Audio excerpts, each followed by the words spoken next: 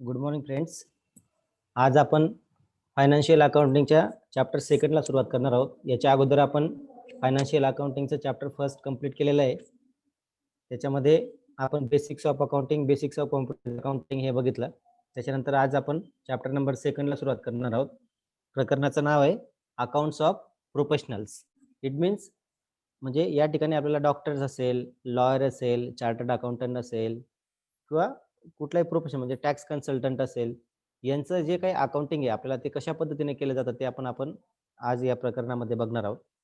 तर त्या ठिकाणी जसं की आपण एखाद्या बिझनेसचं किंवा पार्टनरशिप फर्म किंवा लिमिटेड कंपनीचं ज्यावेळेस आपण अकाउंटिंग करतो त्यावेळेस किंवा सोल ट्रेडरचं ज्यावेळेस आपण अकाउंटिंग करतो त्यावेळेस आपण trading account, profit and loss account आणि बॅलन्स शीट अशा गोष्टी तयार करत असतो. पण ज्यावेळेस एखाद्या प्रोफेशनल व्यक्तीचं ज्यावेळेस आपण अकाउंटिंग करतो त्यावेळेस त्याचा रिसिप्ट पेमेंट म्हणजे रिसिप्ट अँड एक्सपेंडिचर अकाउंट तयार होतं आणि त्याच्यानंतर मग बॅलन्स शीट या दोनच गोष्टी तयार होतात. त्या ठिकाणी प्रॉफिट अँड लॉस अकाउंट नसतो. रिसिप्ट पेमेंटमधूनच सरप्लस जी काही अमाऊंट असते तोच त्याचा त्या ठिकाणी प्रॉफिट असतो. तर त्याचा फॉर्मॅट मी तुम्हाला अगोदरच ऑलरेडी 2 प्रॉब्लेम आणि त्याचा फॉर्मॅट मी तुम्हाला अगोदर लेक्चरच्या अगोदर तुम्हाला ग्रुपवरती सेंड केला होता. ठीक आहे. तर फॉर्मॅटमध्ये आपल्याला दिसतंय रिसिप्ट अँड एक्सपेंडिचर म्हणजे as a profit and loss account म्हणजे रिप्लेस करतो हा प्रॉफिट अँड लॉस अकाउंटला. म्हणजे ज्यावेळेस आपण एखाद्या कंपनीचं अकाउंटिंग करतो त्यावेळेस प्रॉफिट अँड लॉस अकाउंट असतो.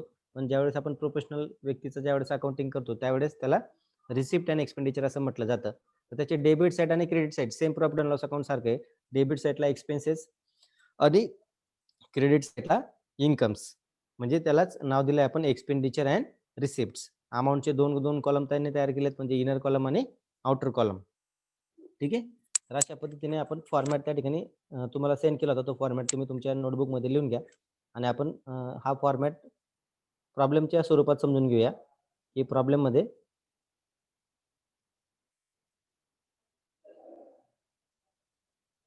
बघा पहिला प्रॉब्लेम आहे. Problem number first. Doctor Swati commenced her practice on 1st April 2016 with 1,50,000. Her receipts and payments account for the year ending 31st March 2017 was as under. जे doctor Swati यांनी प्रॅक्टिसला सुरुवात केलेली आहे 1 April 2016 रोजी. त्यांच्याकडे किती पैसे होते सुरुवातीला? 1,50,000 रुपये आणि त्यांचं रिसिप्ट पेमेंट आपल्याला 31 मार्च 2017 खालील प्रमाणे दिलेलं आहे.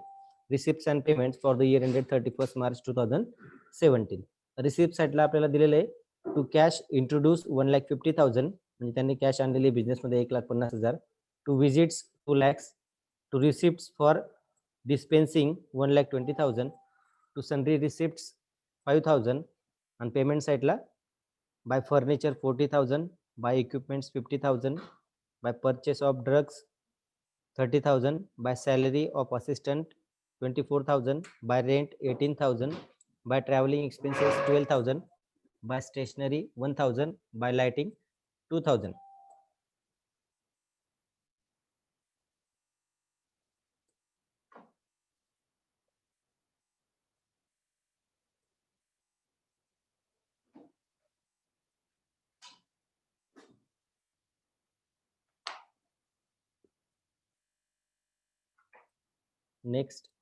नेक्स्ट पेजवर पण आपल्याला बाकीची इन्फॉर्मेशन दिलेली आहे.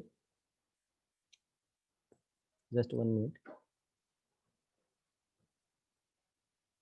बघा by journals 3,000, by drawings 1 lakh, by balance 1,95,000. Total आहे 4,75,000 आणि अदर इन्फॉर्मेशन आपल्याला दिलेली म्हणजे ॲडजस्टमेंट त्या ठिकाणी दिलेल्या आहेत. नंबर फर्स्ट ॲडजस्टमेंट आहे amounts outstanding of visits and dispensing were 12,000 and 9,000 respectively. Second, salary payable to assistant amount to rupees 6,000. 40% of traveling expenses were to be domestic purpose. Number 4, stock of drugs on 31st March 2017 was rupees 8,000.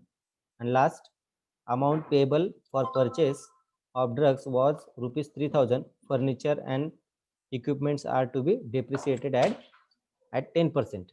एवढी inform आणि त्याच्यावर आपल्याला म्हटलं लास्टमध्ये prepare receipt and expenditure of doctor Swati.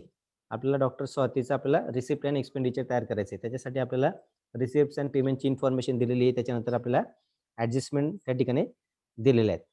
ठीक आहे. त्याच्यानंतर मग आपल्याला रिसिप्ट अँड पेमेंटचा त्या ठिकाणी फॉर्मॅट तयार करून घ्यायचा आहे.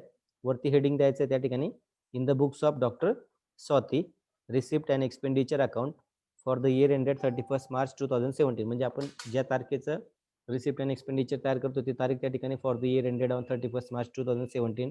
डेबिट साईड क्रेडिट साईड जसं आपण फॉर्मॅटमध्ये बघितलं त्या पद्धतीने एक्सपेंडिचर आणि रिसिप्ट आणि अमाऊंट त्या ठिकाणी आपल्याला कॉलम तयार करायचे. आता वन बाय वन आपण जाऊया. जसं की एक्सपेंडिचरमध्ये पेमेंट म्हणजेच काय, या ठिकाणी एक्सपेंडिचर असणार आहेत.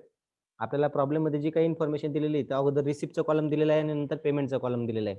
पण आपण ज्यावेळेस रिसिप्ट आणि एक्सपेंडिचर तयार करतो त्यावेळेस अगोदर आपला एक्सपेंडिचरचा कॉलम असतो, नंतर अमाऊंट, त्याच्यानंतर रिसिप्ट आणि अमाऊंट असते.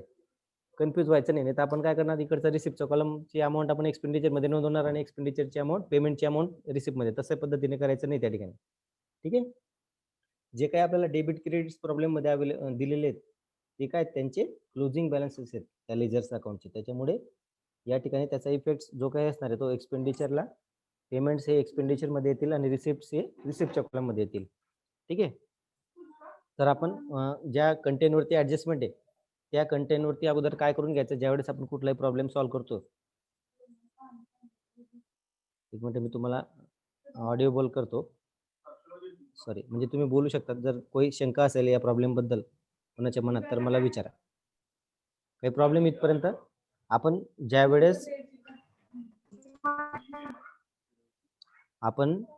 ज्यावेळेस ॲडजस्टमेंट रीड करतोय त्यावेळेस आपण काय करायचंय की जो कंटेंट त्या ठिकाणी प्रॉब्लेममध्ये दिलेला आहे ट्रायल बॅलन्समध्ये किंवा आपल्याला जे काही इन्फॉर्मेशन रिसिप्ट पेमेंटची त्यांची आपल्याला दिलेली त्याच्यावर आपल्याला काय करायचं, रिसिप्ट आणि एक्सपेंडिचर तयार करायचे. पण ज्या कंटेंटवर ॲडजस्टमेंट असेल त्या कंटेंटला काय करायचं, आपण स्टार करून ठेवायचं. म्हणजे काय होईल की आपल्याला त्या ठिकाणी जी काही अमाऊंट आहे त्याच्यावरती आपल्याला ॲडजस्टमेंटचा इफेक्ट द्यायचा असा त्याचा अर्थ होईल. बघा, पहिली फर्स्ट ॲडजस्टमेंट काय होती, तुम्ही लिहून घेतला असेल प्रॉब्लेम तर, कारण की मी तुम्हाला अगोदरच सेंड केला होता. पहिली ॲडजस्टमेंट होती accounts outstanding for visits and dispensing were ₹12,000 and 9,000 respectively. आता मला एकाच वेळेस तुम्हाला प्रॉब्लेम पण आणि उत्तर पण समोर दाखवणं स्क्रीनवरती शक्य नाही, कारण की मग त्याची साईज कमी होईल आणि त्याच्याने काय होईल, तुम्हाला ते जे काही पिक्चर आहे ते क्लिअर दिसणार नाही. म्हणून तुम्हाला प्रॉब्लेम अगोदर सेंड करण्यामागचा माझा हाच उद्देश होता की तुम्ही प्रॉब्लेम तुमच्या नोटबुकमध्ये राईट डाऊन करून ठेवला पाहिजे. आता नेक्स्ट टाइम तुम्हाला सांगायची आवश्यकता नाही पडायला पाहिजे मला की तुम्ही ज्यावेळेस मी प्रॉब्लेम सेंड करेल त्यावेळेस तुम्ही तो प्रॉब्लेम तुमच्या नोटबुकमध्ये नोट डाऊन करून ठेवलेला असला पाहिजे. म्हणजे काय होईल, जेणेकरून तुम्हाला उत्तर सॉल्व्ह करत असताना तुमच्या समोर प्रॉब्लेम असला पाहिजे. ठीक आहे. तर बघा, ज्या कंटेनवर ऍडजस्टमेंट असेल म्हणजे व्हिजिट्स अँड डिस्पेन्सिंग. बघा, व्हिजिट्स आहे की नाही रिसिप्ट साईडला 2 लाख, म्हणजे त्याच्यावरती ऍडजस्टमेंट आहे. डिस्पेन्सिंग आहे का? आहे. रिसिप्ट फ्रॉम डिस्पेन्सिंग 1,20,000 1,20,000 आहे की नाही. या दोघांवरती ऍडजस्टमेंट म्हणजे काय, त्या कंटेनला स्टार करून ठेवायचं. म्हणजे जी काही स्टार केलेला जो काही कंटेन असेल ट्रायल बॅलन्स मधला किंवा जो काही रिसिप्ट पेमेंट आपल्याला प्रॉब्लेम मध्ये दिला असेल त्याची अमाऊंट आपण इनर कॉलम मध्ये लिहिणार. का? कारण की आपल्याला त्याच्यावरती ऍडजस्टमेंटचा इफेक्ट द्यायचा आहे. जर ऍडजस्टमेंटचा इफेक्ट द्यायचा असेल तर काय करावं लागेल, आपल्याला अमाऊंट ही इनर कॉलम मध्ये लिहून घ्यावी लागेल. त्याच्यानंतर मग पुढची ऍडजस्टमेंट होती सॅलरी पेएबल टू असिस्टंट. बघा, salary payable to assistant payment साईडला होता ऑलरेडी, त्याला सुद्धा आपण त्या ठिकाणी इनर कॉलम मध्ये लिहून घेणार. म्हणजे नोंदून घ्यायचं आपल्याला. म्हणजे आपण पहिले फक्त रिसिप्टचा विचार करूया. तर रिसिप्टमध्ये आपल्याला काय काय दिसलं होतं, रिसिप्टमध्ये कॅश इंट्रोड्यूस 1,50,000 म्हणजे त्याने कॅश आणली 1,50,000, ती रिसिप्ट पेमेंटमध्ये येणार नाही. त्याने ते बिझनेस स्टार्ट करण्यासाठी आणलेली कॅश. आलं का लक्षात? ती त्याची रिसिप्ट नाहीये, ती काय त्याचं कॅपिटल आहे 1,50,000. कारण की अगोदरच म्हटलंय Swati comments her practice on 1 April 2016 with ₹1,50,000. म्हणजे त्यांनी स्वातीने ज्यावेळेस आपली प्रॅक्टिस सुरुवात केली त्यावेळेस त्यांनी ₹1,50,000 कॅश म्हणून त्यांच्या बिझनेसमध्ये लावलेले. ठीक आहे, म्हणून ती रिसिप्ट नाहीये. आलं का लक्षात? टू कॅश इंट्रोड्यूस आहे म्हणजे ते कॅपिटल आहे. ठीक आहे, ते याच्यात जाईल बॅलन्स शीटला. पण टू विजिट्स 2 lakhs त्यांनी व्हिजिट म्हणजे व्हिजिट जे काही असणार आहे ते काही पेशंटला ज्यावेळेस ते व्हिजिट देतात त्यावेळेस त्यांचं इन्कम त्या ठिकाणी किती आलेलं आहे, ₹2,00,000. आणि पहिल्या ऍडजस्टमेंटमध्ये काय म्हटलं होतं, amount outstanding for visits and dispensing were ₹12,000 and 9,000 respectively. ठीक आहे. मग काय, व्हिजिट्स त्या ठिकाणी काय करायचं, आपल्याला व्हिजिटची अमाऊंट आपल्याला इनर कॉलम मध्ये लिहायची आणि ऍड आउटस्टँडिंग म्हणजे व्हिजिटची अमाऊंट 12,000 आहे आणि 9,000 डिस्पेन्सिंगची आउटस्टँडिंगची अमाऊंट आहे. म्हणून 12,000 जे काही आउटस्टँडिंग असतील व्हिजिटचे ते आपल्याला व्हिजिटच्या कॉलम मध्ये व्हिजिट 2 लाख प्लस आउटस्टँडिंग 12,000 म्हणजे 2,20,000. ठीक आहे. त्याच्यानंतर बाय डिस्पेन्सिंग पुढे म्हटलंय बघा, रिसिप्ट साईडला टू रिसिप्ट अँड डिस्पेन्सिंग 1,20,000 आपल्याला प्रॉब्लेम मध्ये दिले होते. त्याच्यात ऍड आउटस्टँडिंग 9,000 म्हणजे टोटल येईल 1,29,000 आणि हेच जे काही दोघं ऍडजस्टमेंट आहेत त्या ऍडजस्टमेंटचा इफेक्ट आपल्याला एक्सपेंडिचर साईडला पण द्यायचा आहे. बघा सर्वात लास्ट मध्ये दिलेलं आहे to provision for outstanding fees visit and dispensing. व्हिजिटचे 12,000 आणि डिस्पेन्सिंगचे 9,000 असे टोटल 21,000 दोघं साईडला लिहून घ्यायचे. म्हणजे ज्यावेळेस आपण एखादी रिसिप्ट आउटस्टँडिंग म्हणून नोंदवतोय त्याच वेळेस सेम अमाऊंट आपल्याला एक्सपेंडिचर मध्ये प्रोव्हिजन फॉर आउटस्टँडिंग फीज म्हणून आपल्याला त्या ठिकाणी नोंदवायची आहे.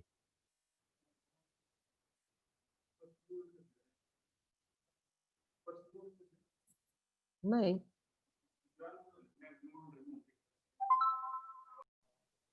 हॅलो, आवाज येतो ना सर्वांना? हो सर. ज्यांना जॉईन व्हायला अडचण येत असेल परत कारण की काय माहिती आज संपलं असणार लिमिट 500चं आपलं सबस्क्रिप्शन आहे. मी लेक्चर रेकॉर्ड करून ठेवलेले. प्लीज म्यूट करा स्वतःला. बघा जे काही व्हिजिट आहे व्हिजिटचं आउटस्टँडिंग आपण दोघं साईडला नोंदवायचं आहे ते लक्षात ठेवा.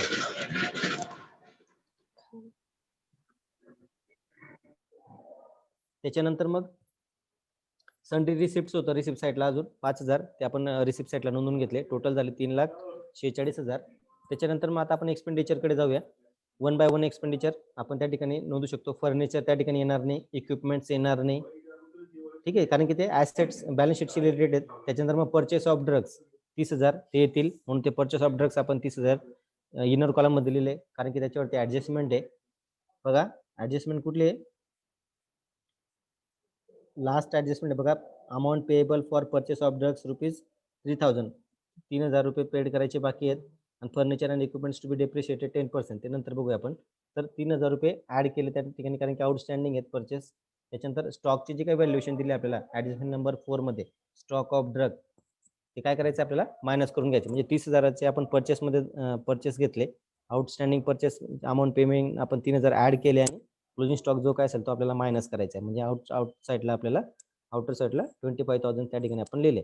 त्याच्यानंतर मग to salary for assistant 24,000 inner column मध्ये लिहिले का कारण की त्याच्यावरती सुद्धा ऍडजस्टमेंट आहे आपली. सेकंड नंबरची salary payable to assistant amount to ₹6,000 ते ऍड करून घेतले आपण आउटस्टँडिंग सॅलरी म्हणून. आउटर कॉलमला लिहिले आपण 30,000. त्याच्यानंतर पुढे दिलं होतं रेंट. रेंटवरती कुठल्याही प्रकारची ऍडजस्टमेंट नाही म्हणून ते आपण डायरेक्ट आउटर कॉलमला लिहिणार 18,000. त्याच्यानंतर मग ट्रॅव्हलिंग एक्सपेन्सेस त्याच्यावरती ऍडजस्टमेंट आहे कारण की डोमेस्टिक ट्रॅव्हलिंग त्या ठिकाणी 40% आहे अशी ऍडजस्टमेंट त्या ठिकाणी नंबर 3rd ऍडजस्टमेंट होती. 40% of travelling expenses were to be domestic purpose. ठीक आहे, म्हणजे त्याने तो स्वतःच्या पर्सनल कामासाठी त्याने ट्रॅव्हलिंग केलेली तो खर्च सुद्धा त्या बिझनेसमध्ये त्यांनी तो दाखवलेला आहे. त्याच्यामुळे तो आपण मायनस करून घेणार ट्रॅव्हलिंग एक्सपेन्सेस मधून 40% डोमेस्टिक. म्हणजे 12,000च्या 40% ₹4,800 रुपये आपण मायनस करून आउटर कॉलमला लिहिणार 7,200 रुपये. त्याच्यानंतर मग पुढे दिला होता to stationery to lighting to journal जसे तसे आपण लिहून घेतले कारण की त्याच्यावरती कुठल्याही प्रकारची ऍडजस्टमेंट नाही. त्याच्यानंतर ड्रॉइंग्स आहे. ड्रॉइंग्स हे बॅलन्स शीटला येणार. एक्सपेंडिचरला त्याचा इफेक्ट येणार नाही. आपल्याला बॅलन्स शीट विचारलेलं नाही आहे. नेक्स्ट प्रॉब्लेम मध्ये ज्यावेळेस बॅलन्स शीट विचारलेलं असेल त्यावेळेस बॅलन्स शीटचे कंटेंट कसे नोंदवायचे ते तुम्हाला मी एक्सप्लेन करून दाखवेल आणि बाय बॅलन्स तो पण आपल्याला घ्यायची आवश्यकता नाही आहे. त्याच्यानंतर एक ऍडजस्टमेंट राहिली होती 5 नंबरच्या ऍडजस्टमेंट मध्ये लास्ट म्हटलं होतं की furniture and equipments are to be depreciated at 10%. मग फर्निचरची व्हॅल्यू किती होती आपल्याला 40,000 दिलेली होती. 40,000वरती 10% किती झाले 4,000. ठीक आहे, म्हणून टू डेप्रिसिएशन ऑन फर्निचर 4,000 म्हणजे 40,000 मल्टिप्लाय बाय 10% 4,000 त्या ठिकाणी आन्सर येणार. आणि इक्विपमेंट्स वरती सुद्धा 10%. मग इक्विपमेंट्सची व्हॅल्यू किती दिली होती आपल्याला प्रॉब्लेम मध्ये 50,000. 50,000 वरती 10% 5,000 म्हणजे डेप्रिसिएशन ऑन इक्विपमेंट्स 5,000. आणि त्याच्यानंतर मग आपल्याला अकाउंट क्लोज करायचे. डेबिट साईडची टोटल आणि क्रेडिट साईडची टोटल करायची. साहजिकच क्रेडिट साईडची टोटल जास्त येणार ते अगोदर लिहून घ्यायची दोघं साईडला आणि जो काही डिफरन्स असेल त्याला नाव द्यायचं टू सरप्लस. या ठिकाणी डिफरन्स किती निघालेला आहे 2,29,800 रुपये त्या ठिकाणी सरप्लस त्या ठिकाणी अमाऊंट आहे तो आपण नोंदवून घेतला. ठीक आहे, याच्यामध्ये काही अडचण आहे का आता कोणाला? मी आता तुम्हाला बोलण्यासाठी त्या ठिकाणी अनम्यूट करतो. कोणाला काही शंका असेल तर त्याने 1 बाय 1 विचारा. गोड करू नका आणि ज्याला बोलायचं असेल त्याने स्वतःला अनम्यूट करा. अदरवाईज म्यूटच राहू द्यायचं. सर सर प्लस म्हणजे काय? प्लस म्हणजे add. Surplus surplus surplus म्हणजे त्याचा खर्च वजा जाऊन म्हणजे खर्च वजा जाऊन जे काही उत्पन्न शिल्लक राहिलं ते अमाऊंट म्हणजे सरप्लस म्हणजे प्रॉफिट. सर रिसिप्ट साईडला खरं की शिल्लक राहिल्यानंतर म्हणजे अरे साहजिकच तू जर एखादा प्रोफेशनल त्या ठिकाणी ऑफिस टाकलंय त्या ठिकाणी तुला आता मला सांग तू जर चार्टर्ड अकाउंटंट असेल किंवा टॅक्स कन्सल्टंट असेल तुला कुठलं रॉ मटेरियल त्या ठिकाणी द्यायचं का प्रोडक्ट द्यायचंय का त्या कस्टमरला नाही ना नाही फक्त कन्सल्टिंग करायची म्हणजे साहजिकच तुझी रिसिप्ट जास्त असणार ना खर्चापेक्षा बरोबर आहे मग त्या ठिकाणी सरप्लसच येणार लॉसचा विषय नाही जर लॉस मध्ये तुझं प्रोफेशन चालत असेल तर तू चालवशील का नाहीच की मग सर बोला सर रिसिप्ट साईडला आउटस्टँडिंग विजिट आणि आउटस्टँडिंग डिस्पेन्सिंग आहे आणि पेमेंट साईडला पण दोन्ही साईडला काय एंट्री केलेत ऍडजस्टमेंट दिलेली ना ऍडजस्टमेंट मध्ये काय म्हटलंय amount amount outstanding for visit यायची बाकी डिस्पेन्सिंग अरे बाबा पेशंट कडनं अमाऊंट यायची बाकी विजिटची आणि डिस्पेन्सिंगची म्हणून ते इन्कम मध्ये आपण रिसिप्ट मध्ये ऍड करून घेतलं पण ते आलेले आहेत का नाही यायचे बाकी आहेत ना म्हणून प्रोव्हिजन फॉर आउटस्टँडिंग फीज म्हणून आपण त्या ठिकाणी दोघं साईडला नोंदवून घेतले कारण की इन्कम आलेलं पण नाहीये पण ते पुढच्या वर्षी येणार आहे मग ज्यावेळेस पुढच्या वर्षी येईल त्यावेळेस आपण त्याला परत रिसिप्ट साईडला घेणार ज्यावेळेस दोन वेळेस तुम्हाला फॉर्मॅट दिलाय मी रिसिप्ट आणि एक्सपेंडिचरचा फॉर्मॅट ज्या ठिकाणी दिलाय ना त्या ठिकाणी वाचा काय ऍड होणार काय प्लस होणार आणि जो फॉर्मॅट मी तुम्हाला दिलेला आहे त्याच्यामध्ये लास्ट मध्ये म्हटलंय बघा टू एक्सपेंडिचर नंतर जे काही प्रोव्हिजन असतील आउटस्टँडिंग फीजच्या त्या आपल्याला जो काही तुम्हाला मी फॉर्मॅट अगोदर दिला होता पहिल्या पेजचा जे फर्स्ट पेज ज्यावेळेस मी तुम्हाला दाखवलं प्रॉब्लेमच्या अगोदरचं त्याच्यामध्ये एक्सपेंडिचर साईडला to expenses and to provisions for outstanding fees असे दोन कंटेंट आणि तिसरा कंटेंट सरप्लस या तीन मेन हेडिंग असणार आहेत म्हणजे एक्सपेंडिचर असणार आहे सेकंड प्रोव्हिजन असणार आहे आणि थर्ड सरप्लस असणार आहे आणि रिसिप्ट मध्ये फक्त ओनली रिसिप्ट असणार आहेत रिसिप्ट साईडला फक्त रिसिप्ट असणार आहेत पण एक्सपेंडिचर साईडला तीन गोष्टी असणार आहेत एक्सपेंडिचर पण असणार आहे प्रोव्हिजन फॉर आउटस्टँडिंग फीज पण असणार आहेत आणि सरप्लस असे तीन कंटेंट असतील एक्सपेंडिचर मध्ये सर ऑल टाइप्स ऑफ खर्च येतील पण प्रोव्हिजन्स ऑफ आउटस्टँडिंग फीज मध्ये जे काही आपण रिसिप्ट साईडला आउटस्टँडिंग फीज मध्ये ऍड करणार ते आपल्याला प्रोव्हिजन फॉर आउट म्हणजे फॉर्मॅटच मध्ये दिलेलं आहे ना मी तुम्हाला अगोदर फॉर्मॅट दिला ना त्याच्यासाठीच की फॉर्मॅट मध्ये अगोदर काय दिलेलं आहे एक्सपेंडिचर साईडला एक्सपेन्सेस दिलेले आहेत त्याच्यानंतर मग प्रोव्हिजन लिहायचे आहेत आणि नंतर मग सरप्लसची अमाऊंट शोधायची आलं लक्षात म्हणजे एक्सपेंडिचर खाली प्रोव्हिजन फॉर आउटस्टँडिंग फीज हा कंटेन येणारच आहे जर ऍडजस्टमेंट असेल तर तो फॉर्मॅट आहे त्याच्यामध्ये कंपल्सरी लिहायलाच लागणार हो जर फीज असेल तर आउटस्टँडिंग फीज असेल तर ओके अजून कोणाला काही शंका